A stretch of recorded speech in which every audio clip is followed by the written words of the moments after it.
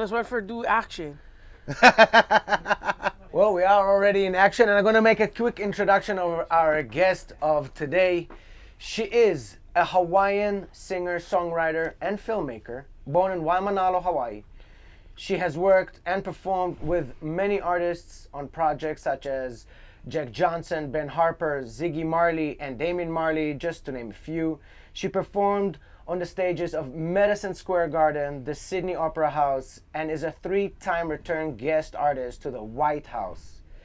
Um, you know, Her artistry continues to shape contemporary Hawaiian music while staying deeply rooted in her island heritage.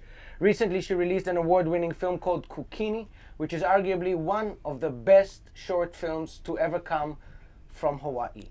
She is Paula Fuga. Yeah, mahalo you. nui for having me, John. Thank you for coming. Yeah. Thank you for coming. It's been, honestly, it's a long time coming. I think Steezy and myself, we wanted to bring you for many months, and we're stoked to have you here.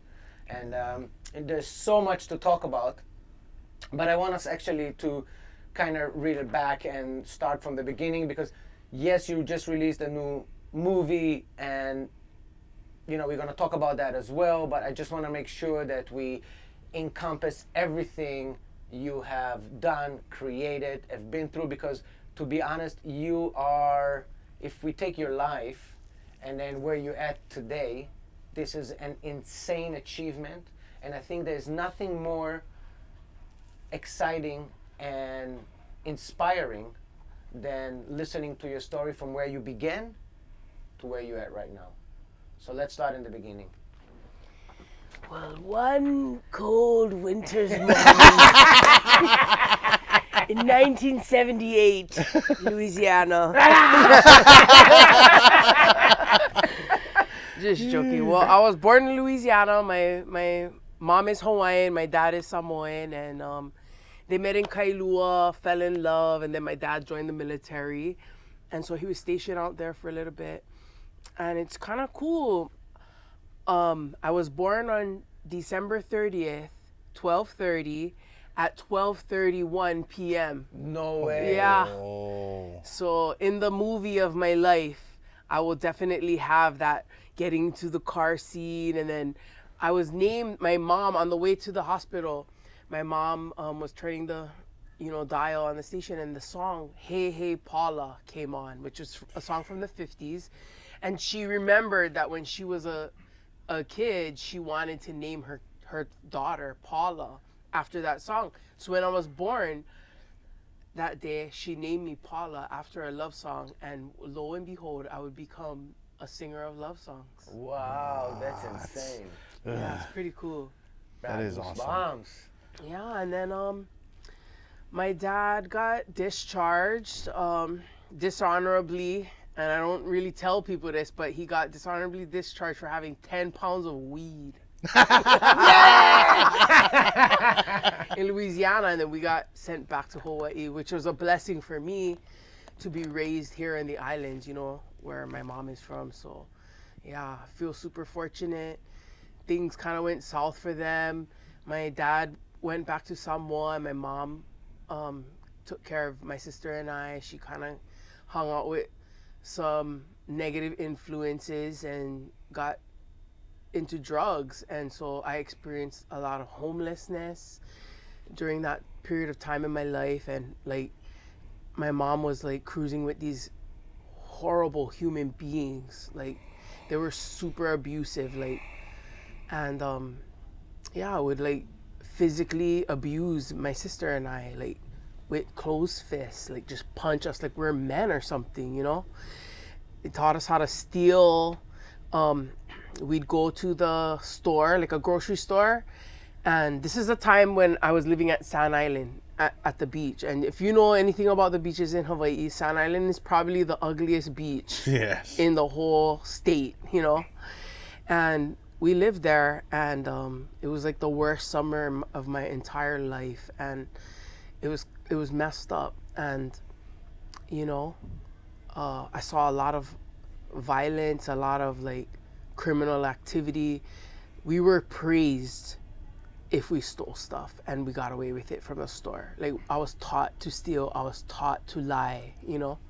And it wasn't until a little bit later that period kind of like faded out, and we were back in Waimanalo with my grandparents, and I was sitting in my grandma's car, and I was outside of a rent-a-center. I was waiting for my auntie to finish work, and you know, rent-a-center, they have like big TVs and stereo systems and all this kind of stuff, and I'm looking through the window, and I tell my grandma, "Oh, Grandma, if I only had a brick and a truck, I could have all of this." My grandma went like that. "What the hell's the matter with you?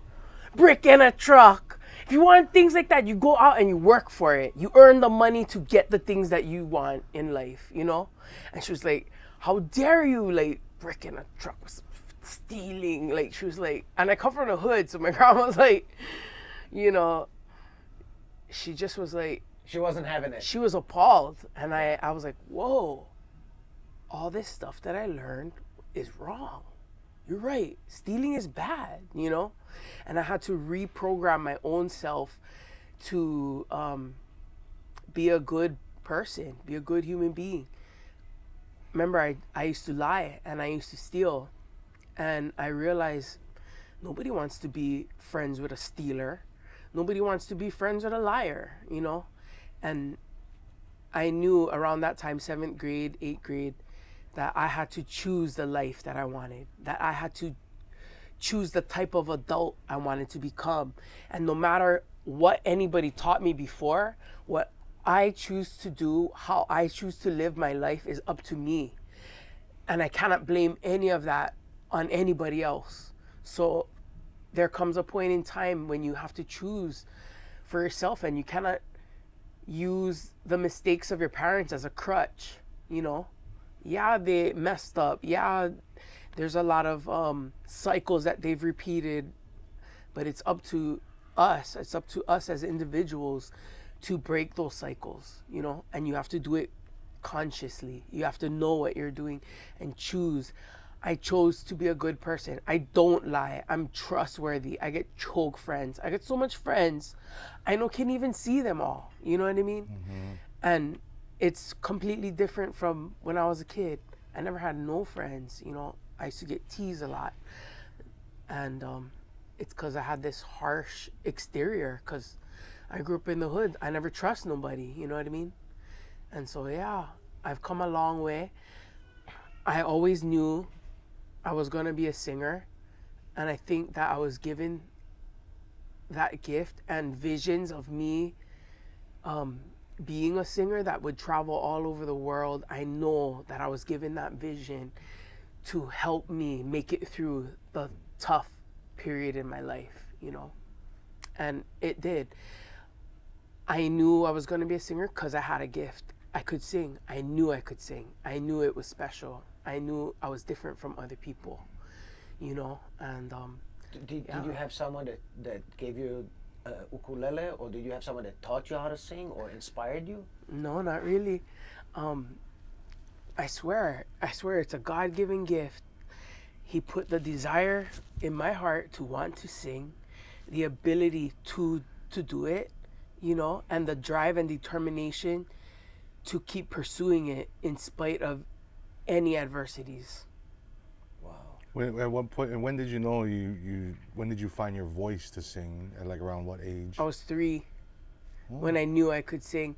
And you know, it was probably a very urgent thing with my angels, you know, and God, because things went south real fast in my life. Like by the time I was 5, 6, my parents already split up. I was already in one foster home. My brother escaped from it, you know, and we went to a domestic violence shelter to hide from my dad, you know. So I think that you know, God, he knows your whole future, you know, like your angels that are looking out for you, they know the plan ahead of you. They know what's coming up before you can determine those things for yourself. So I really strongly believe, because I was 3 when I knew I could sing. I was 4 when I was processing lyrics and thinking, this is a cool song. This guy wrote this. One day I'm gonna write a cool song like this. You know, processing lyrics as like just a 4-year-old kid. I'm not even in preschool. I'm not even in kindergarten. You know, and yeah, I really believe that by the time I was 9, when things were really bad, I was living at Sand Island. This is the period of time where I was eating from a trash can, and yeah, I was pretty messed up. But this really negative guy, the one that would beat us up, he looks at me and he's like, and he's still in prison. He's in Halava, maximum security still yet. And I know this because I just met one correctional officer from Halava, and I mentioned the guy's name and he said he's still in there. But anyway, yeah, where was I? Oh yeah, So he told this you. guy, he goes like this to me. And what do you want to be when you grow up? Just like that. Just like that. I'm just a little 8-year-old, 9-year-old kid. What you like me say, you know? In that moment, my angels downloaded this beautiful vision into my mind. They planted this seed in my heart. And I saw myself standing on a huge stage with a crowd of people that went up like a wall in front of me. There was this bluish white purple light shining on me. I was holding a microphone. I could see the chrome and the drum kit through my peripheral vision. And as I was looking at the people in the front of me, there was that same white purple light shining on them. And I knew in that moment in my vision that those people were there for me.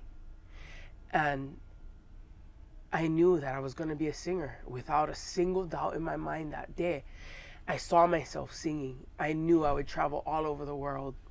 And when I looked at him, I told him I was going to be a teacher. He's like, what do you want? What do you want to be? And I was like, a teacher. But the word in my little 8-year-old mind was superstar. Hell yeah. And I felt like I needed to protect that dream from him. From people to, because I didn't want him to tear me down. I didn't want him to say, ha, no way you could ever be that, you know. Yeah. Like, yeah, right. Keep dreaming, little kid. I wanted to ask that Uber driver, I wonder if this guy knows who I am today. I wonder if this guy sees my name or hears my name and knows that's the little girl I used to beat up, you know? Mm-hmm. That's the little girl whose sister I kidnapped. And he's in prison for kidnapping my sister. I testified against that guy too. So it's kind of nuts. I came from a like crazy life as a kid, but you know what? It made me who I am today. And today, if I get a chance to talk to a bunch of kids, they know I know what they're going through, you know? They know I come from a place of knowing, not speculation. And for me, I know, you know, the Bible says God doesn't give you anything that you cannot handle, you know? And I know that he served that to me because I needed to go through it so I could help kids. And, yeah. Sorry. And I made kukini for kids. For the kids so they can know about their Hawaiian history. Even though my character is a fictional character in a historical period of time, the things that they do, oh man, I need a Kleenex. You can edit this part, yeah. Sorry, I got super deep. No, I never know this much about you. Yeah. You know, we all have the vague story, yeah. Yeah. You know, we see what we found online and the hearsay, but shit, bro, I didn't know it was like that. Like that. Have you still have you ever did you ever get to contact your dad ever since, or do you not want to? Is that like Sorry. My dad, yeah, you know, he kind of like stayed out of my life pretty much my whole life. And then there were some instances where after high school, I needed some dough, you know. I needed money for my car broke one time, or I had like a bunch of fees to pay for school, and I was like, I used all my money for my scholarships for it, and I couldn't catch those things, you know. And so I hit him up, and him and my stepmom were so gracious to give me what I needed, what I asked for. So yeah, there were some times in my life where he came through for me when I needed him, and that was a beautiful thing. And then my sister graduated from college, and with 2 degrees. She majored in something, I think it was like, she majored and minored in engineering and something to do with the environment, environmental studies or something. And my dad came from Samoa for my sister's graduation, and for me, I felt like he made up for everything by showing up for her, you know? Baby sister. Yeah. She's also kind of like, you know, she's been in my shadow my whole life, you know? So for me, I get so much recognition from being a singer, you know, that I'm good on that. I don't need his recognition or his attention, but for him to come and make my sister feel so special, for me, I was grateful for that. And then he passed away. This was in May, and he passed away in like October. So that was kind of, and that day I got to see him at my sister's graduation party. We did sit together, and I was proud to introduce him to my friends who are educators, you know. And he's a teacher. He taught welding in Samoa for 37 years. Any kid that knew my dad said that he was their favorite teacher. And like, even though I never grew up with him, like, we had a lot of similar things in common. Like, first of all, I have eczema just like him. Oh, thanks, Dad. Thanks a lot. Second, he loved reggae music. No way. Yeah. Oh. And then third, well. Okay. Enough said. I get. I'll just give you a hint. 10 pounds of it.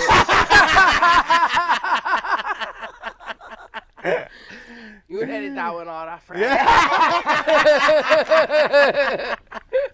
For the Kiki. Kiki, edit that out. But maybe it is a connection. He worked 37 years with kids. It fulfilled him. I believe it also changed him as a man, because also for him to come back, it means a lot for him also to overcome and to leave there, come over here. So, and you love the kids and you do for the kids. So maybe, the kids is something. Oh, no, yeah. It's kind of crazy because my mother was a woman scorned, right? So my whole life I grew up with this biased view on my dad. Like, you know, like, because like I'm a woman, I'm a girl raised by a mom who had a broken heart. Yeah. And so for me, it was just kind of like, you know, kind of grew up with this like slanted, completely biased view of my dad, and just like being like my mom, like, I don't want to do anything, I don't want to have anything to do with this guy or whatever.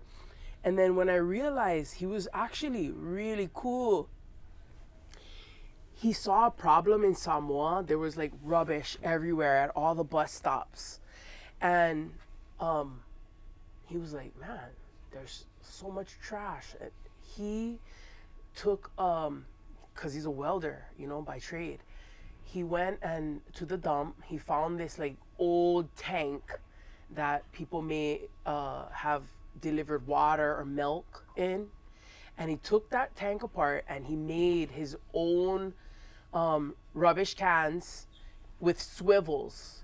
So these rubbish cans that are on swivels, so if the dogs go into the rubbish can, it'll sit right back up and they won't knock it down, but the dog can still, like, you know, lean on the can, it'll tilt, they can eat whatever, and then when the dog is not messing with the can, it goes back up, so no rubbish anymore.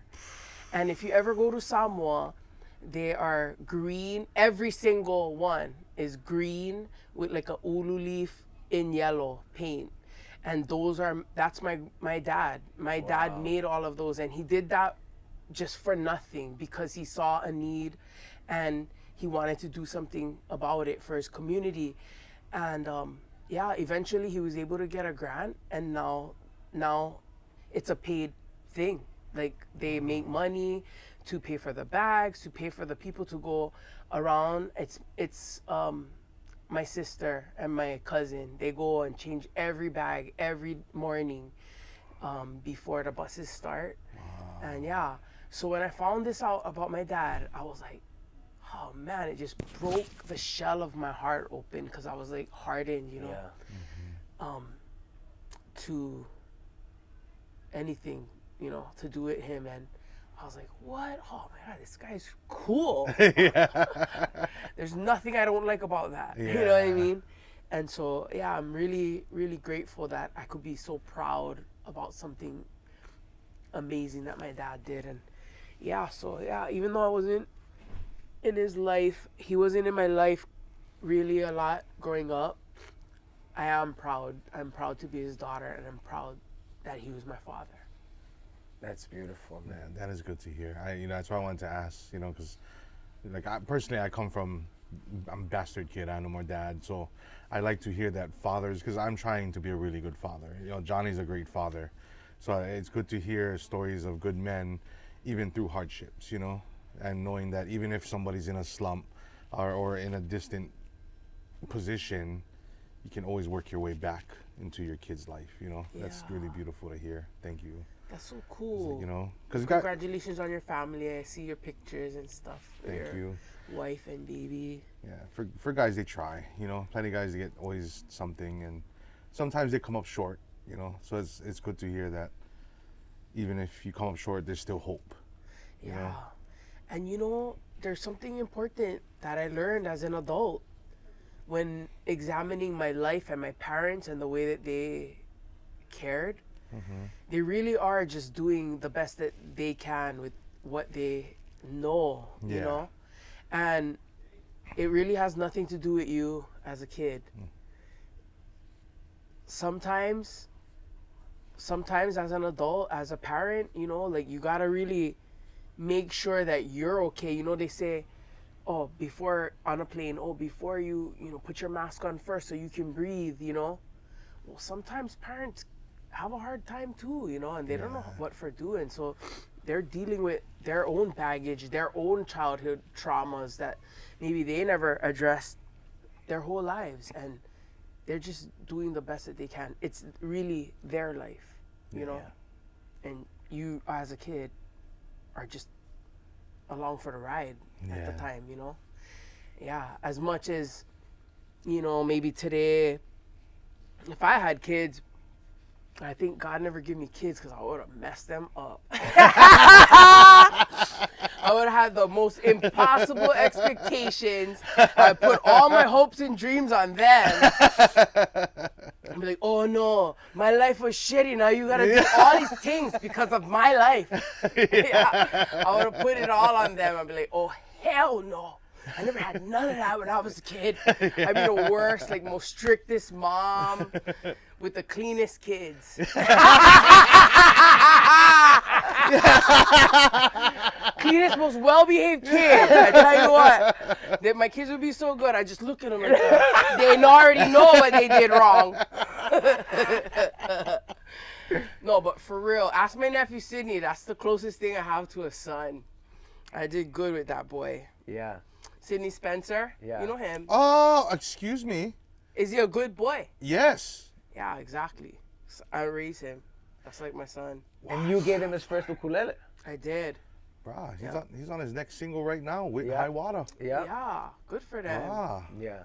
Yeah, I'm proud of him. I'm proud of him. And I love the High Water boys. They're good kids too, bruh. Yeah. These, Good. I love to see them. They hustle.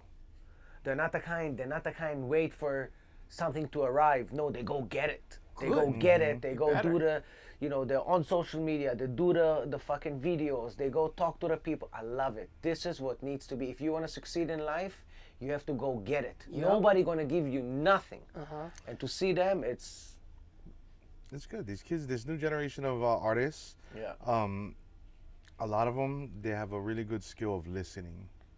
Meaning, like, you explain stuff to them, they'll take it in and be like, oh, okay, I should work hard. I need to do these things. Yeah. I need to work on my craft and practice. You know, I don't just show up and bang. You know what I mean? Like, they're doing a lot. And I credit it to a lot of, like, our generation of people, you know, giving good guidance. And it's a beautiful thing to see. You know, I didn't know Sydney Spencer was your kid. Like, you helped him out, my your nephew. nephew. Brah. Yeah. Small in world. one of his last posts, he actually mentioned that. For real? Yeah, that he got his ukulele from Paula Fuga. Yeah. I remember too, because somebody gave me one ukulele and I was like, oh, right on. I'll give this to my nephew. Somebody gifted that ukulele to me. And in fact, his name was Marcus. He owned that, he passed away, but he was an amazing man. That cafe that had music on Montserrat. You know what I'm talking about? Diamond Head. Yeah. Para Market. Yes. That smoothie shop used to have music before. Ernie Cruz used to play there, John Cruz. And one guy named Marcus, mahalo keako for him, but he gave me that ukulele one day and I gave it to my nephew Sydney. And I brought it. I was like so excited. I was like, I was like, oh, it's an ukulele. And he was like, what is this for? I was like, what is this for? I said, boy, one day you're gonna learn how to play ukulele. When that day comes, you get your own. That's what it's for. I was like, what the hell? You welcome, by the way. And lo and behold, sure enough, I knew that day was gonna come, and that day came. And he was enrolled in Royce Akumu ukulele lessons, which is how I learned when I was in high school. And it wasn't for him, the group setting with ukulele, no. He watched YouTube videos and learned on his own. All these kids today, they learn from YouTube. Yeah. And he learned how to play piano on YouTube, guitar. I don't know who taught him how to play guitar. I never teach him nothing. I always tell everybody that. I never teach him nothing. I only gave him his first ukulele. And I told him, boy, you like be in the music industry, you like be in this thing. You have to do everything on your own. You gotta work hard for that. I was like, Auntie can tell people listen to you till I'm blue in the face, but nobody gonna listen to you unless you put yourself out there. You play the music, you write your own songs. And so yeah, he's been doing it all independently, with the help of his friends and people like Penna Boo and Calvin and Leslie. Yeah, I heard him say that they helped him and things like that, so that's pretty cool. Yeah, and every single person I meet who knows my nephew, they always say the same thing. Oh, I love that boy, he's so good, he gave a good heart, And for me, that's the thing I'm most proud of. I'm proud that people say he get one good heart, he respectful, he good boy. He's good boy, hard worker, good heart. Yeah. This is what we need to educate our community, that this is the way to go. Yeah. Big heart, big aloha, help each other. Yeah. When I saw them and Water Boys do the collab, I'm like, fuck, exactly, that's how it's supposed to be. Yes. Not, back in the day, everybody was like in competition, competing. Yeah. Now it's like, let's collab, let's do it together. Let's raise each other up. Yeah, let's and raise, together. elevate. Yes. But honestly, this is why we have the secret spot, and before that the Gallery Waikiki, where we wanted to create a platform for local artists, and whether it's musicians or just artists, creators, just to give them a place where they can put their stuff, because in Waikiki there was never a place that was consistent 7 days a week for artists, musicians. It was like, the musicians was more like, in a background in a restaurant, like two, like a duo, a background trio. music. Yeah, was never like a show. Like, we try to make it like as if it's like a concert, 7 days a week concert, where people they gravitate because people come in, and then it also elevates the actual musicians, because they don't know if he just started 2 days ago, a week ago, or 5 years ago, if he's on his top or if he's just, emerging, right? But we give them the stage so it look like they're already like Yeah. big, yeah. So that's definitely for us or my team and myself. This is so fulfilling when we see it actually come to fruition. And Sydney did his single release of Tequila. He did with us, and before that, Thank you for supporting these musicians, and especially for my niece and nephew. My niece Tehani too is Oh, yeah? Sydney's first cousin. Yeah, no way. So all the family's musicians, huh? Just two, two of them and Nice. me. Nice. So, just out of curiosity, when you, like, there had to be something that made you, I know you said God, but there had to be something that made you that confidence, because, being an orphan or growing up with no parents, being with your grandparents, and, like, someone had to help mold or inspire.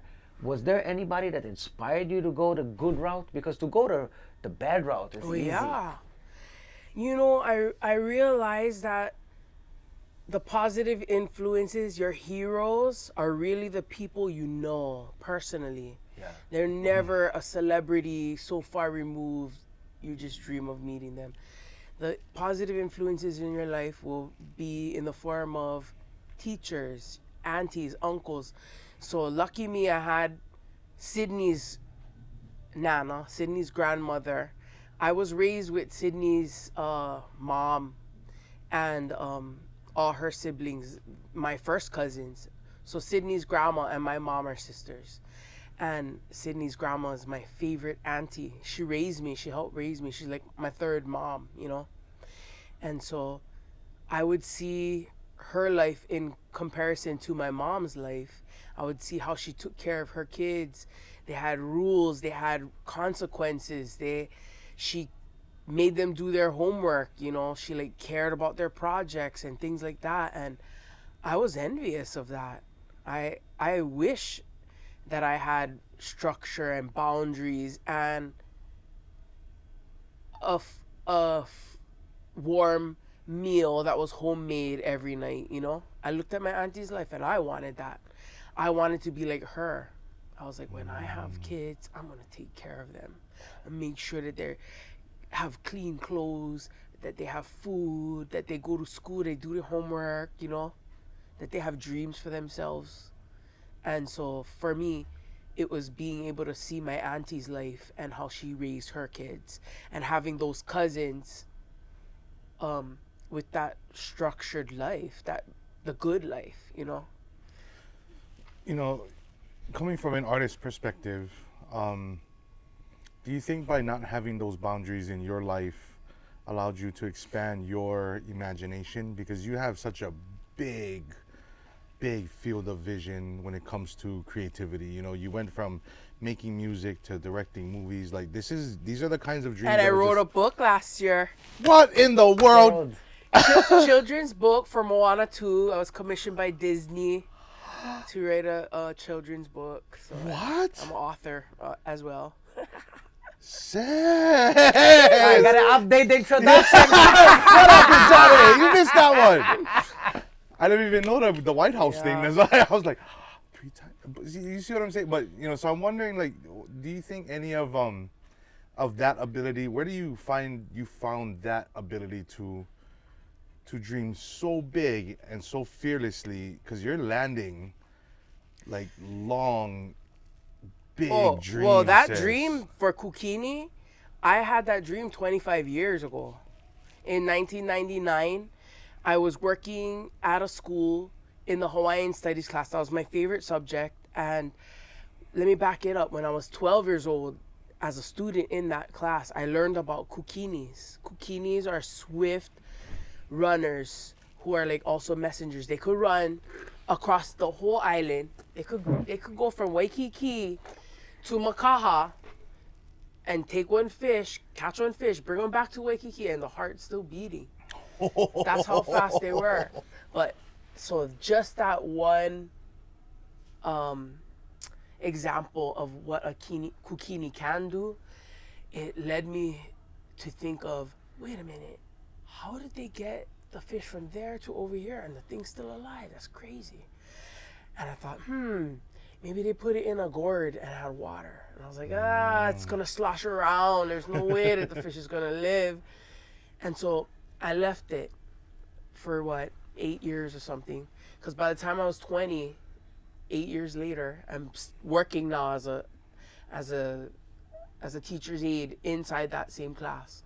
And the new teacher taught the same lesson. This time he explained, he said, and the way that they would preserve the fish is they would go catch a fish, wrap it in limu, then wrap it in tea leaf, and that's how they preserve the fish.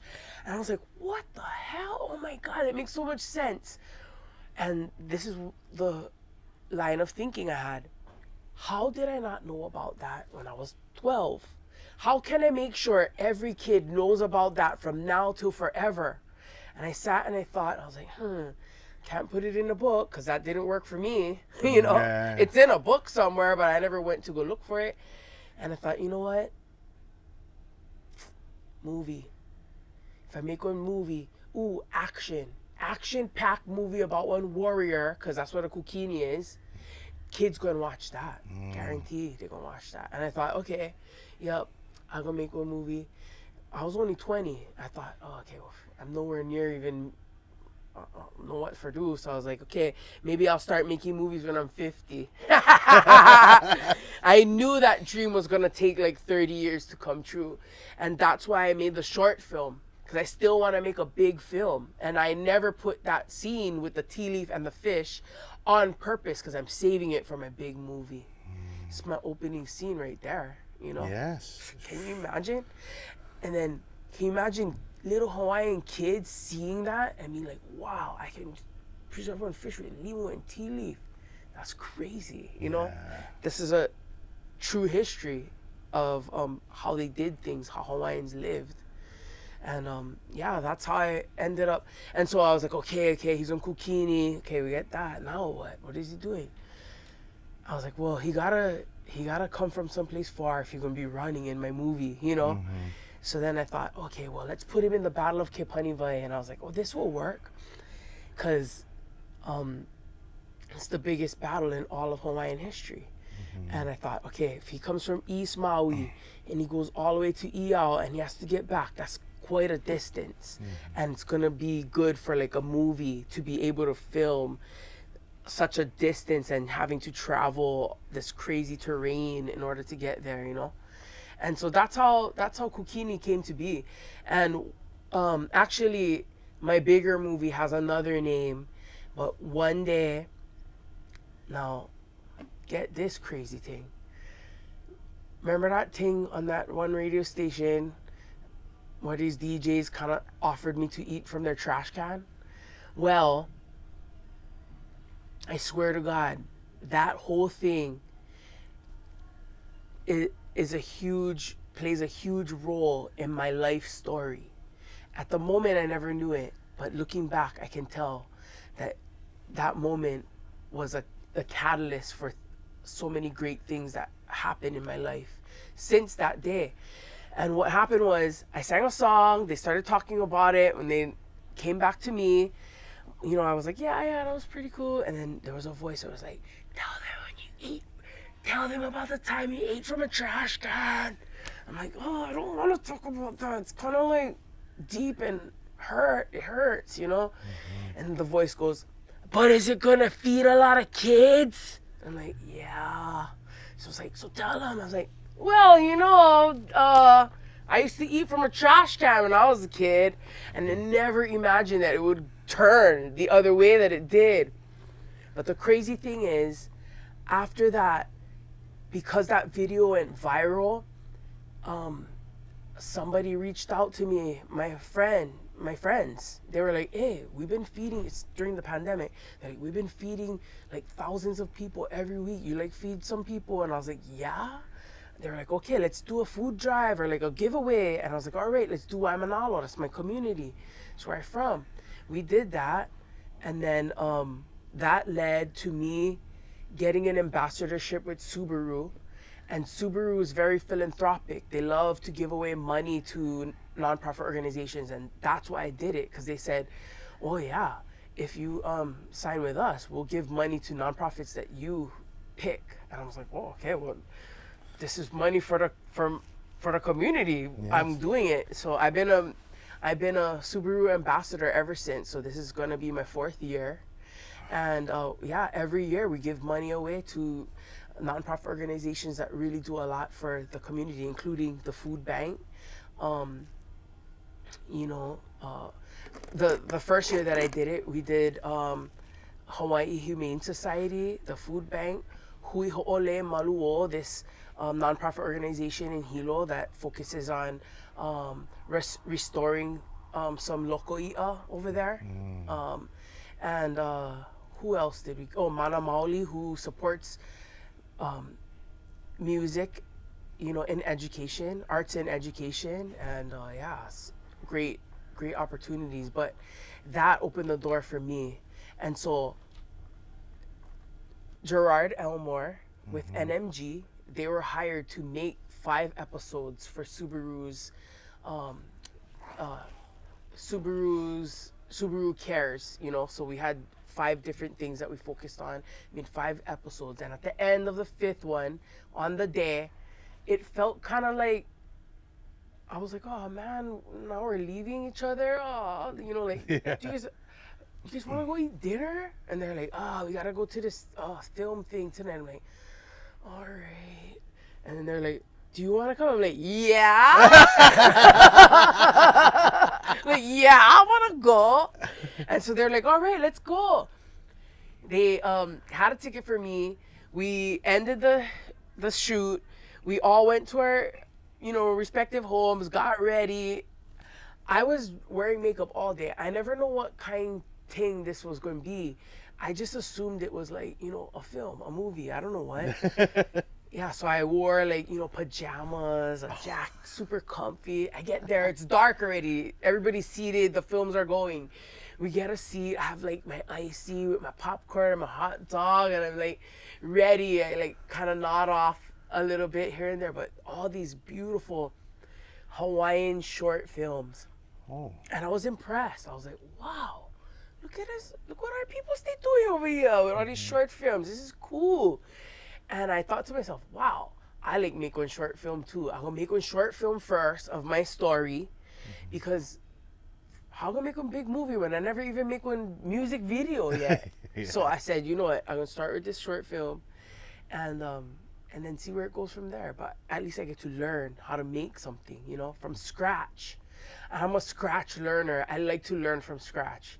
It's the best way, you know. You gotta go slowly up all the steps. You kind of just like leap up 3 flights of stairs and miss all the important fundamental steps, you know. And so I learned that makahana ka'ike, a Hawaiian proverb, is knowing is in the doing, you know. When you do, then you learn. But yeah, that's how Kukini came to be. And it was Gerard Elmer them's night. You know, they had all these films, and I never mentioned my idea at all that night. I was like, you know what, I'll wait to, this is their night. I'm gonna ask on Monday. And so Monday came along, and I was like, hey, yo, Gerard, is it possible to get on a call with you? I have an idea I want to talk to you about. And he's like, all right. He thought it was a music video. Yeah. Because during one of our shoots, he told me, he was like, hey, Paula, I make a music video for you for free. I was like, you sure? I get you on film. You better not tell me things you don't really mean, because I'm film you. I get witnesses now. Better bring that camera, kid. This one right here.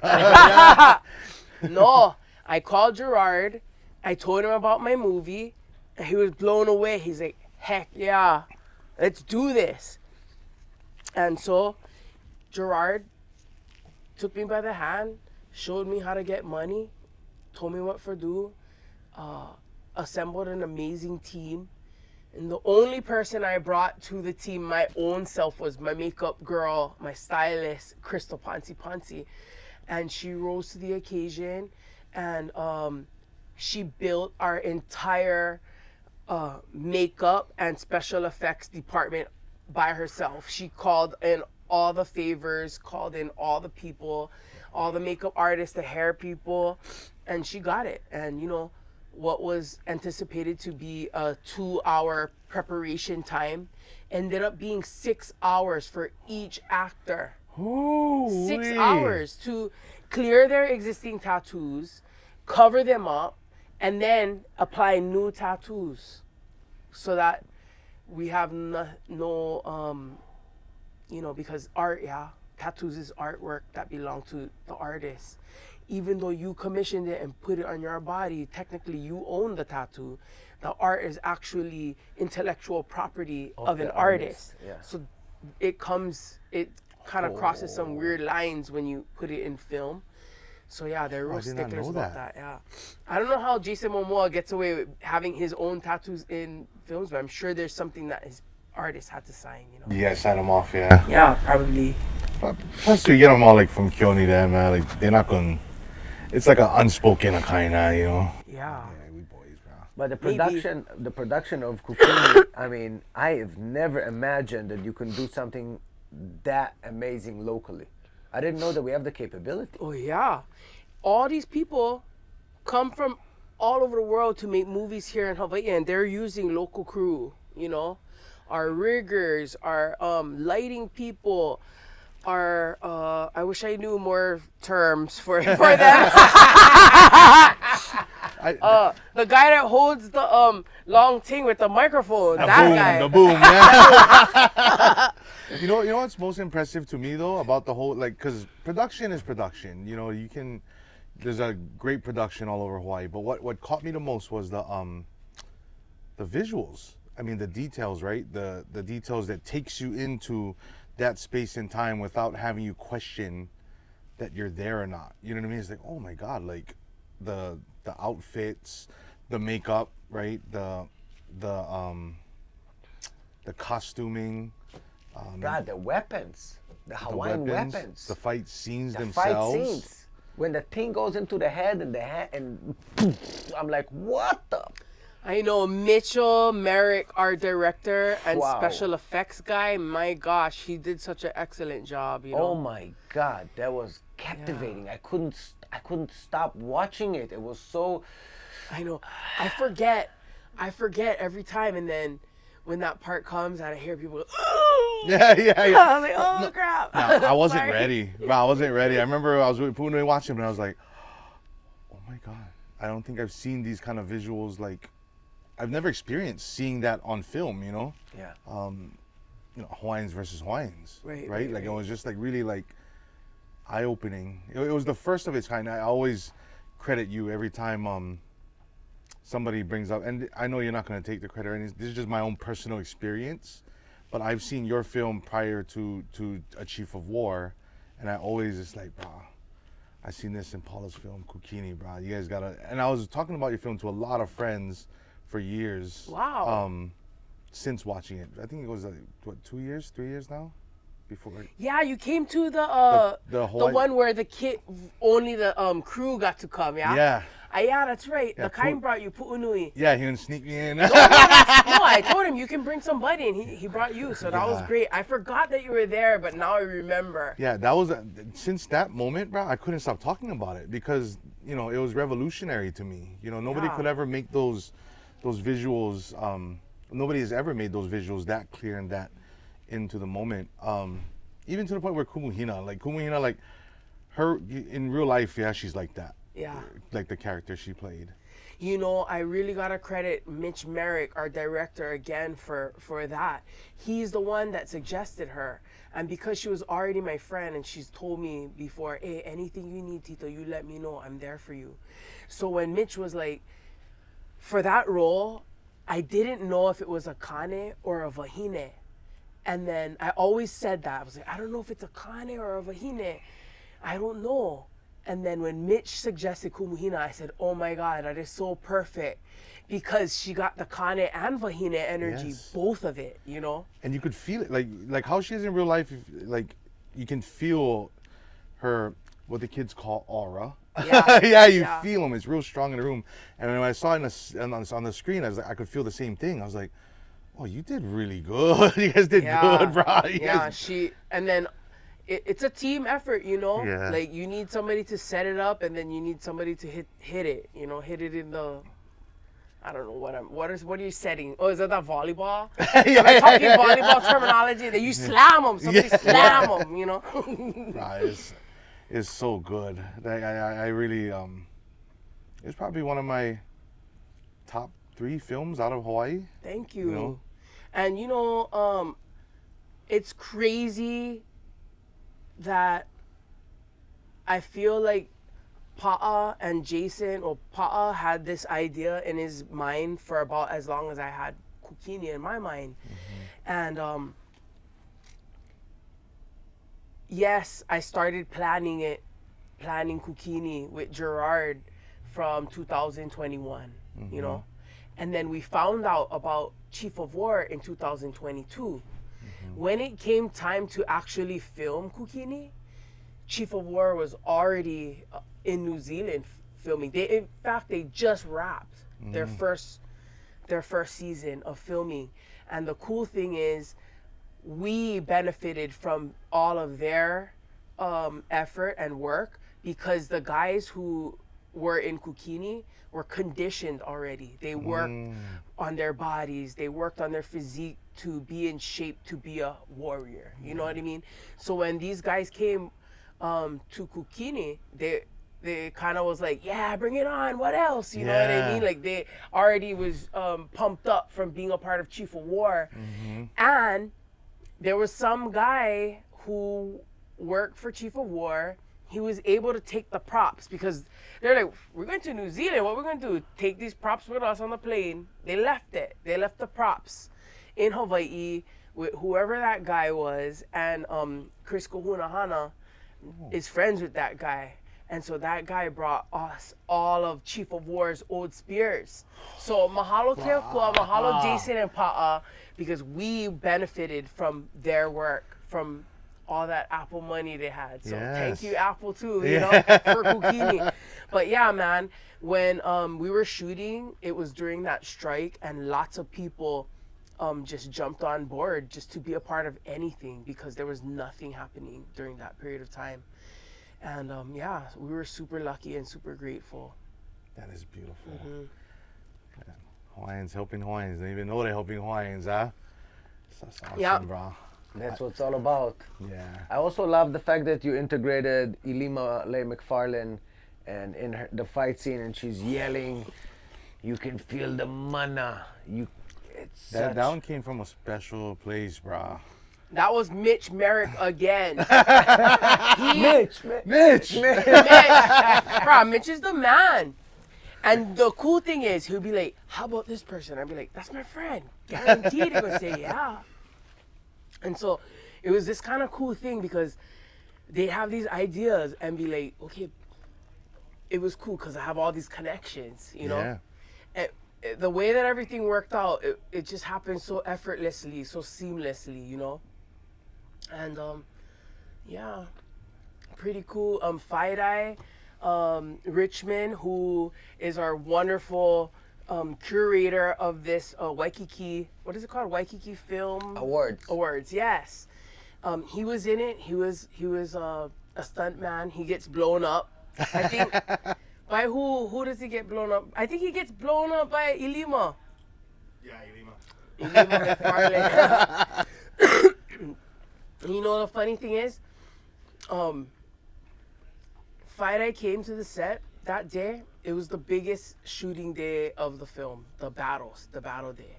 We had like extras and stunt people, and his brother came. I swear to God, I never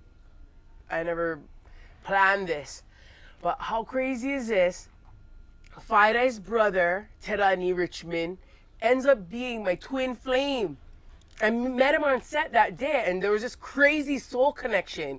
When I looked in his eyes, I was like, where do I know this guy from? Oh my God, I'm looking too long. Can you hear what I'm thinking?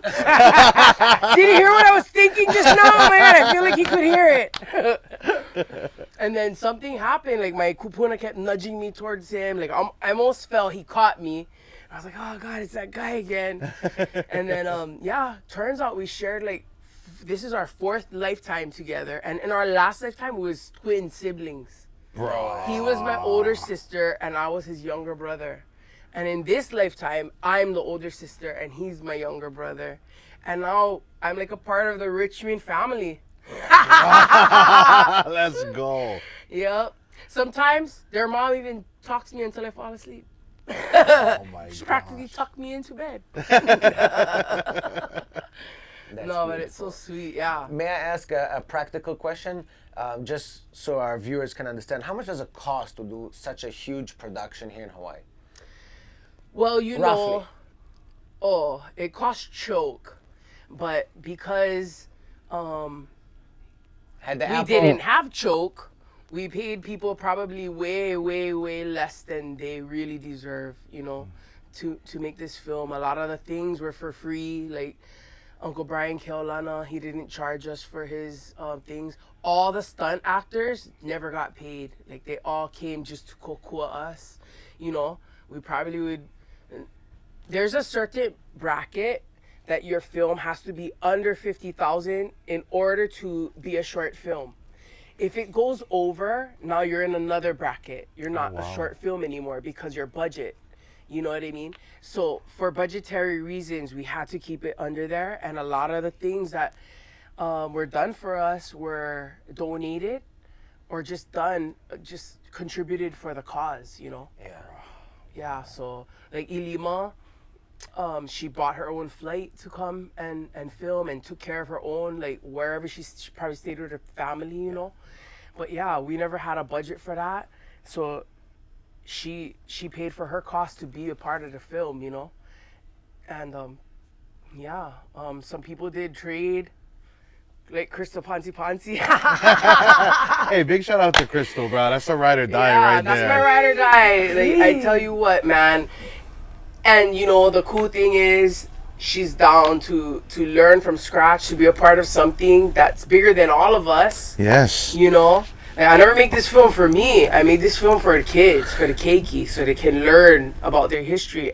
And they don't gotta read one book if they're not into books. And they can be excited about who they are, right? Yeah. Like your own culture, yes. you know? And one thing I must say about our casting, which was a fun process, by the way, I highly recommend people cast people in stuff. Well, just think, okay? You're Paula Fuga. You're making a film about Hawaiian warriors. And you have all these men coming in wanting to be a Hawaiian warrior in your film. Flexing. Yeah. So I didn't ask, but I said, Crystal, you tell them to take off their shirt. We gotta check for tattoos, Crystal. Tattoos! You're the makeup girl, tattoos!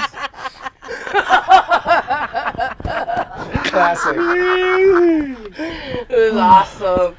I said, I don't think I'm ever gonna make another type of film. Hawaiian warrior film is my genre. What kind of film are you? Hawaiian warrior? It's a new genre of film. Yeah, I'm gonna say it. Yes. Yeah, you get short films, you got, you know, rom-coms, you got Hawaiian warrior. And let me just touch real quick on the story itself. So the story itself is basically when King Kamehameha goes to Maui, right? Mm-hmm. And then basically he brings weapon. Yep. He brings the white man's weapon. He shoots people. Yep. And that's a very, very touchy subject, I would say. Yeah, and you know, when I was 7th grade, when I was 12 years old in 7th grade, and I learned about Kamehameha's conquest of the Hawaiian Islands, I had the different idea. I was like, he cheat. Yeah. I said, he cheat, and how dare he kill all his own people, you know? But from my perspective as a little kid, we all grew up in Hawaii. We're one. All of our islands are already unified. So for me, I never see any differences in people from Maui, people from Big Island, people from Oahu. I only see one, kako, you know, we all together. And so for me, when I was a little kid, I was like, how did he kill all these people and not see them as his own people? You know, I never understand that when I was a little kid. Now I get it. I get that, you know, tribal wars and things like that. But yeah, for me as a kid, I never liked that. I never liked that he had weapons. And this is nobody, no teacher with any bias. This is all my thinking from when I was a kid, my own thoughts. Like, why would he do that, you know? And through all of that, I became a huge fan and lover of Ka'ahumanu. And actually, my real movie, my full-length film, it's called Refuge. And the name of my movie is because of all of the pu'uhonua Ka'ahumanu was establishing during the same time while Kamehameha was conquering all these islands, killing all these people, you know? And so for me, that's where my interest and my perspective of the whole thing comes from. Like, I didn't like that, you know? I didn't like the use of cannons and guns. And for me,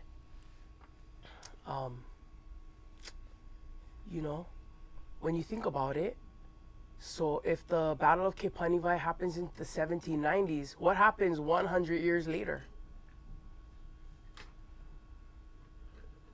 1890. 103 years later, what happens? 1893. Oh yeah. Yeah. For me, that is a tactic of colonization. They go in, they befriend the head of power. They empower them to take over villages and communities to rule them under one rule. And then, not the same time, not the next generation, maybe 2-3 generations later, your grandchildren are already grown up in this place that's been colonized by this Western thinking. Ideologies. Yeah, exactly. And then what happens? Boom, they take over 103 years later.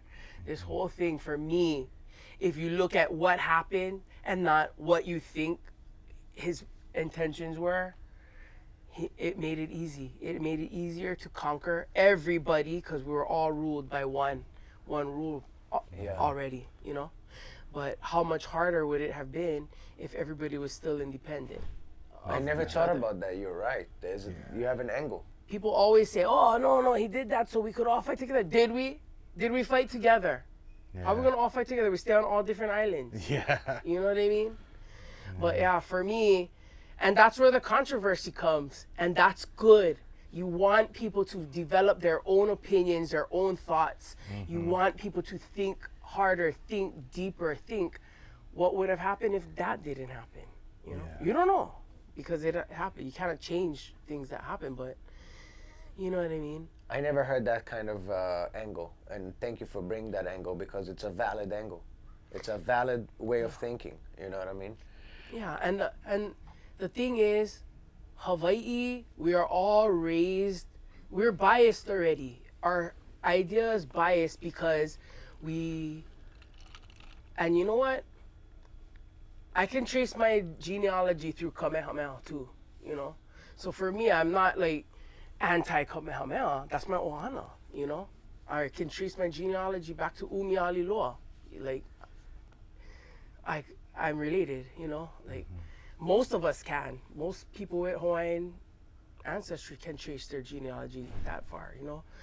But yeah, for me, it's like, I don't know. I just look at what happened and I'm like, what happened 100 years before that? Yeah. You know what I mean? It was really chilling to see, you know. When I seen it, I was like, even that part, I was like, oh my God. It was a very mind-opening experience to watch this film. Yeah, that was heavy. That was really heavy. I think also the actor, and forgive me that I forgot his name. Kawi. But when he looks at the camera, he looks surprised. He doesn't understand the canon. He doesn't understand. He suddenly sees it, and you can see his fear that he doesn't. Oh, the main actor. Yeah. Ioane. When he hears the cannon, he sees the gun, he's like, whoa. Whoa, what is that? And he is like stunned. Yeah. And it's communicated through his facial expressions. You can feel what he feels at that moment. It's fear and confusion and Phenomenal acting skills. Yes. You know, there weren't a lot of lines, and most of his acting were like during parts where he was alone, and he had to really put himself so that you can see and not have to imagine what he's thinking or how he's feeling, you know. Yeah. Ioane, he was such a huge blessing and gift to be a part of our project, and he was the right one for the role. Yeah, he did it. I had never picked him. It was Gerard and Mitch. I was like, I like when athlete care. What is this? And so we had a meeting with all the main warriors. So the main warriors that chase him are supposed to be Kamehameha's like Kamehameha had a band of warriors called the Ki Pu'upu'u. Ki Pu'upu'u is a type of rain, a rain that hits hard and fast, like it stings your skin. And that's how fast and hard these warriors are supposed to charge, you know. That's why he named them after this rain. And so the Ki Pu'upu'u is the guys that's chasing Ioane. And so when they came, we all met one time, you know, at Kapilani Park. I was like, I like see you guys run. And so like Ioane had a head start, and boom, these guys caught up with him in no time. I was like, oh god, this guy's a slug. It's a snail. What the hell? And I was like, oh, I don't know about this guy. And then I think Chris Kahunahana, he goes, no worries, bro. Dun, dun, dun, dun, dun. Yeah. I was like, oh, he's so smart. Yeah, okay. Movie magic. Movie magic. I have no idea about that. I have no idea about movie magic yet. I'm still learning. Oh man. But yeah, so everything is a learning experience. I got to be a part of the background music. If you hear a nose flute in there, that's me. Some breathing is me. If you hear I got to play a cello. I got to blow my poo all for the background inside my movie. So that was pretty awesome. And then Johnny Helm, who was the main guy that did the thing, Johnny Helm and Sean Pimentel, they took the lead on building our soundscape and all the music and stuff.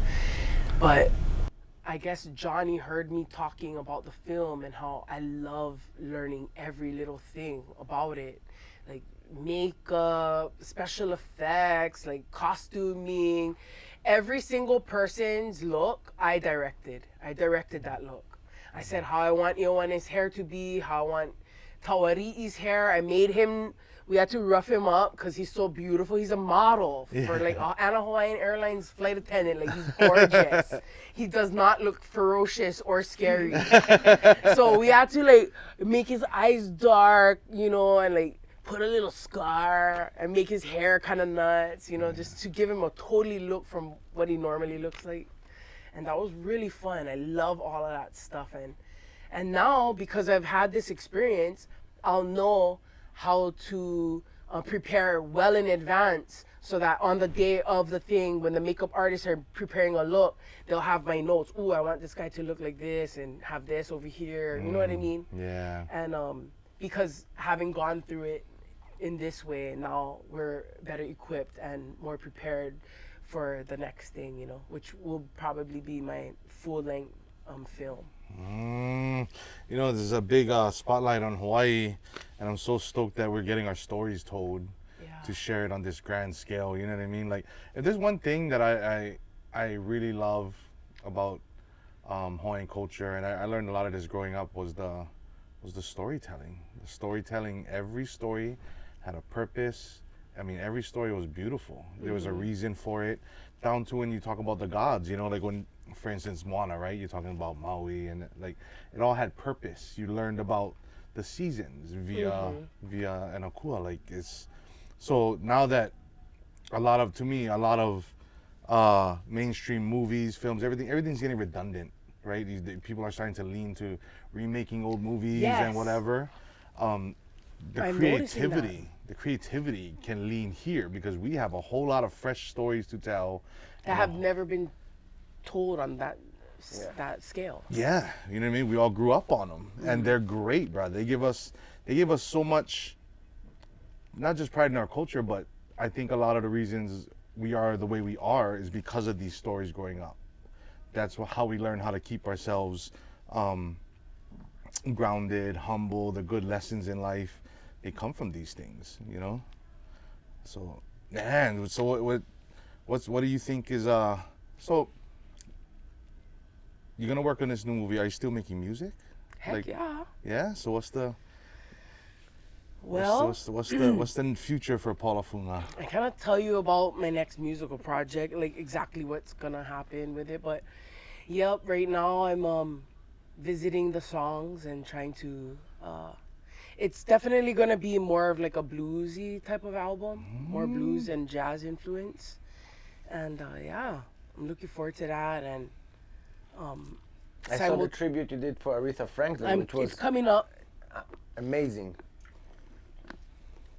He came to one of my tributes before. Blue Note, yeah? Yeah.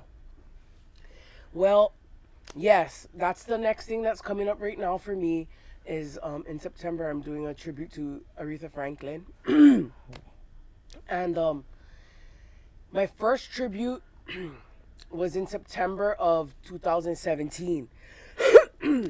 She died 2018 in August. And so it's just kind of like a really cool thing that I was able to pay tribute to her while she was still alive, you know? I actually got to see her perform September 3rd, 2017 in Chicago. She passed away August 20th and was buried September 4th, 2018. I got to see her exactly a year before she was laid to rest in the ground. Yeah. And I went and saw her knowing that I had a tribute to her later on that month. So I feel really lucky that of all of my musical heroes, I got to see her perform, you know.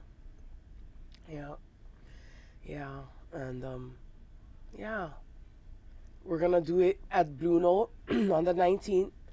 And then boom, going to Maui and doing it at the Mat on the 20th. And it's a completely independently booked show at the Mat. Yes. Which is rare. Like singular women don't just go booking the Mac on their own. Yes. It's an amazing opportunity, an amazing, to talk to you was simply amazing. And I can't wait to celebrate you tomorrow at the Waikiki Beachcomber. Doors open at 6 p.m. We're going to go till 10 p.m. You're going to sing us a song or two. That's what I heard. Or three. Then we're going to have Ka'ikenla Scanlon coming in to finish it off. We're going to have Mana Tahiti performing. We're going to show Kukini, the movie, and everybody going to get electrified. And we're also going to show animated movie by Kiara Lacey, who also hit it out of the park. I have never... Oh my God, Is that the Queen's one? Yeah. The Queen's Flowers, yes. Bro, Yeah. you see what I mean? Like, bro, Hawaii is different. Where else it'd be dropping these bombs like that? Yeah. You know what I mean? Like, So beautiful. And both of them got, like, everywhere they went and showed a movie, awards everywhere. So glad that we can do something over here in Hawaii and recognize both of you, and it's really an honor to have you with us. I can't tell you enough how excited I am for tomorrow. Oh, thank you. It's my honor to be here too. So thank you so much for your guys' support.